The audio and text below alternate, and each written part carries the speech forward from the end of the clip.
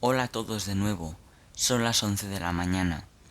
El pasado 28 de octubre fue San Simó, una fiesta que todo no ser el patrón siempre se ha celebrado mucho.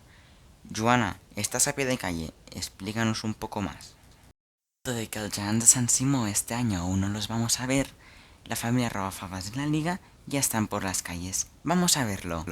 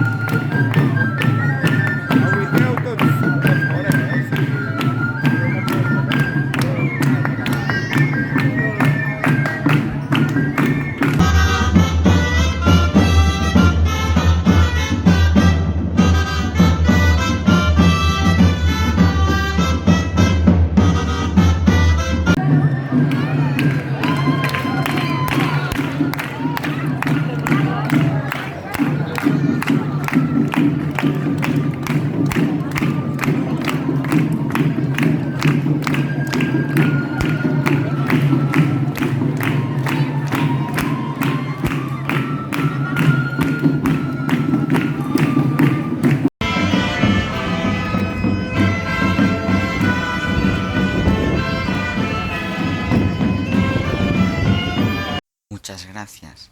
A vosotros esperemos verles lo más próximo posible. Hasta pronto.